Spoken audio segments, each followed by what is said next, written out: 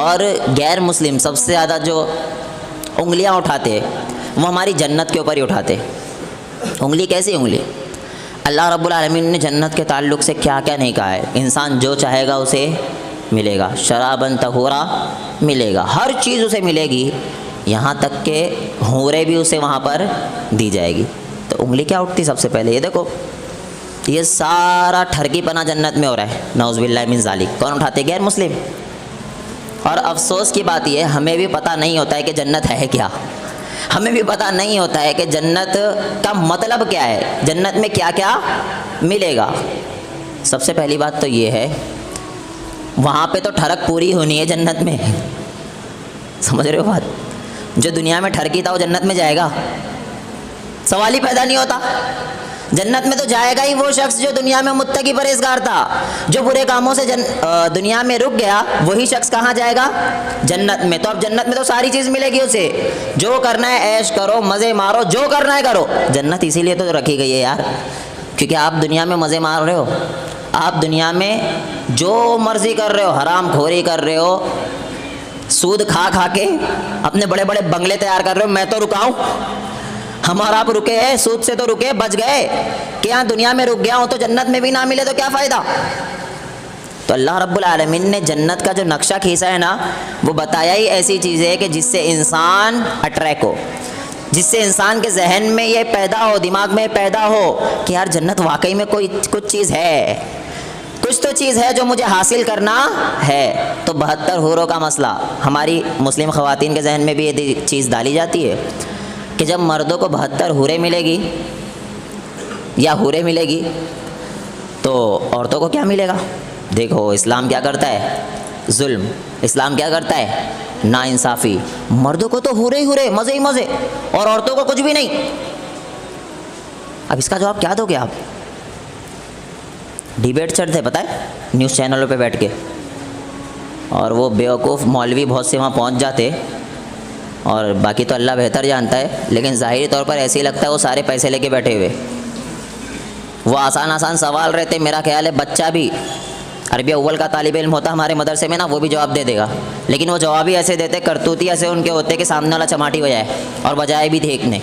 पता है ना क्या चल रहा था 72 हूरों के ऊपर फुल। तो ये मौलवी बैठते भी ना पैसे लेके ही है, ऐसे लगता है, बाकी अल्लाह बेहतर जाने। सवालात होते 72 हूरों के ऊपर, आप जवाब कैसे दोगे? आपको पता होना चाहिए कि अल्लाह रब्बुल आलमीन का ये उसूल है, कायदा है कि इस्लाम कभी भी फितरत से हट के बात नहीं करता, वही चीज़ों की बात करता है जिसका ताल्लुक़ फितरत से होता है। उसकी मिसाल ऐसे लो कि क्या अल्लाह रब्बुल आलमीन ये कहता कि दुनिया के अंदर जो लोग गोश्त खाते पका के, तो अल्लाह ये कहता कि जन्नत में आपको कच्चा गोश्त मिलेगा? हंसने वाली बात होती। क्यों नहीं कहा अल्लाह ने? क्योंकि ये फितरत है ही नहीं भाई। एक आध बंदा 100 में से निकल जाएगा जो कच्चे गोश्त चबा रहा है, आदमखोर, एक आध मिल जाएगा ना, बाकी 99 तो कैसा खाते? पका के खाते। तो एक जो है वो कच्चे वाला है, 99 पक्के वाला है, तो मिसाल किसकी दी जाएगी? अरे बोल लो, 99 वाले की मिसाल दी जाएगी, एक वाले की मिसाल तो नहीं दी जाएगी। वैसे ही इस्लाम का ये उसूल है, कायदा है कि जब भी जन्नत के ताल्लुक़ से अल्लाह रब्बुल आलमीन बताता है तो बातें वो करता है जिसका ताल्लुक़ फितरत से होता है, फितरत से हट के बात नहीं बताई जाती। देखिए, एक इंसान के साथ, एक मर्द के साथ आप 70 औरतों को छोड़ दो, वो मर्द परेशान नहीं होगा, लेकिन एक औरत के साथ आप 70 मर्दों को छोड़ दो तो वो औरत का क्या हाल होगा? ज़रा गौर करो।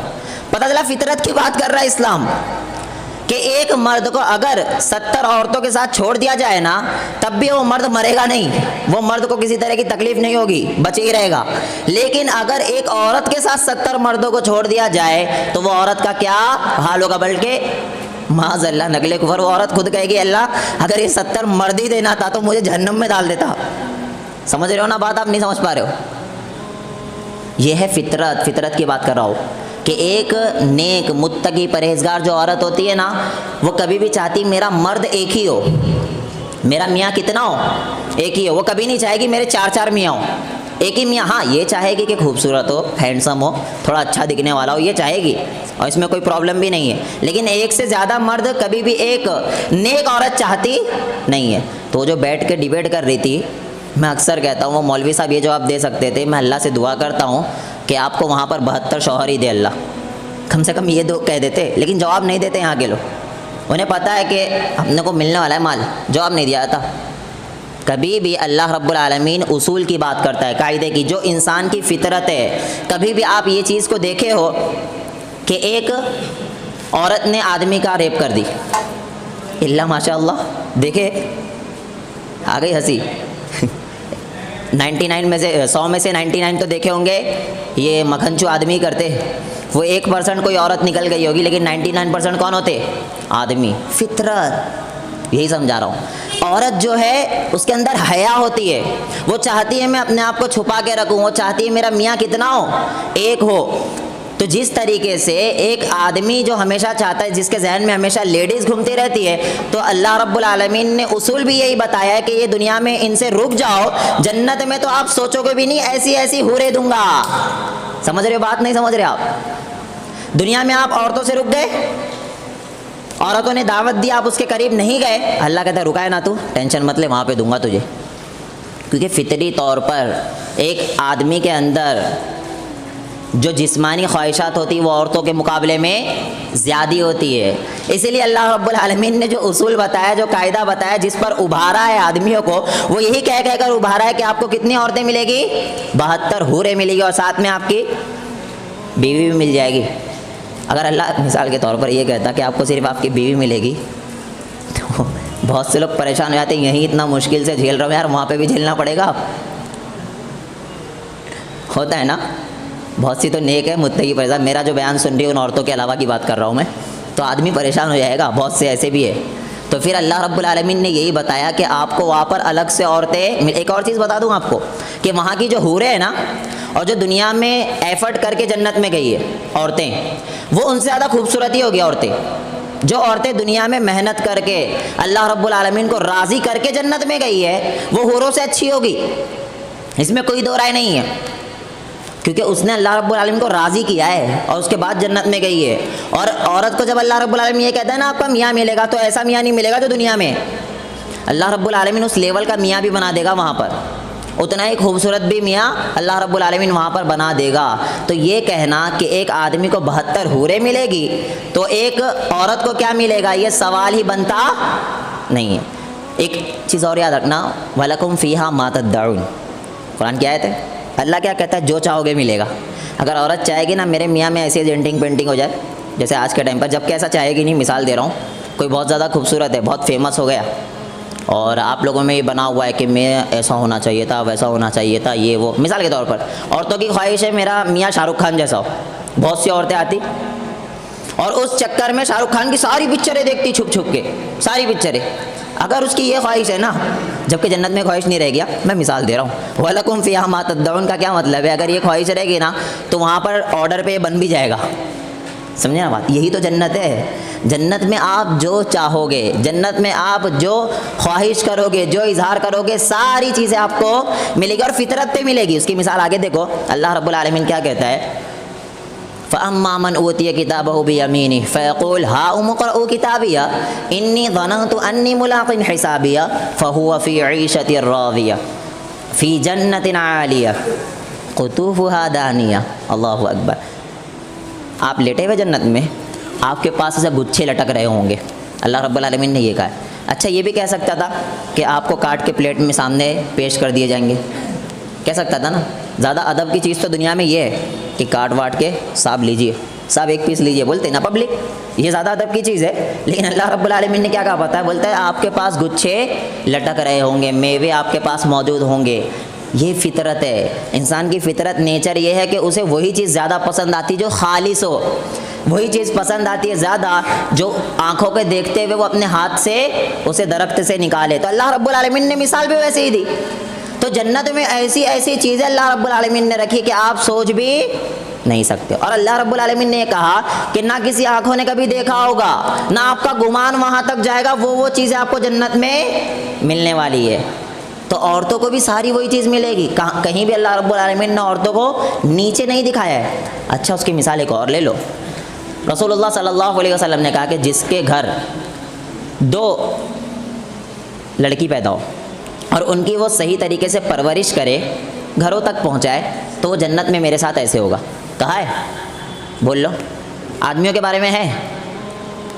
तो ये सवाल पैदा हो सकता है ना कि आदमियों को नीचा दिखाया अल्लाह ने, लेकिन मीडिया को लेना देना, क्योंकि आदमी है थोड़ा सही होते हैं आदमी, औरतें थोड़े कच्चे जहन की होती हैं, उनको गुमराह करना बहुत जल्दी, बहुत आसान होता है, उन्हें जल्दी से हटा दिया जाता है इस्लाम से। और बहुत से औरतें हो रही है।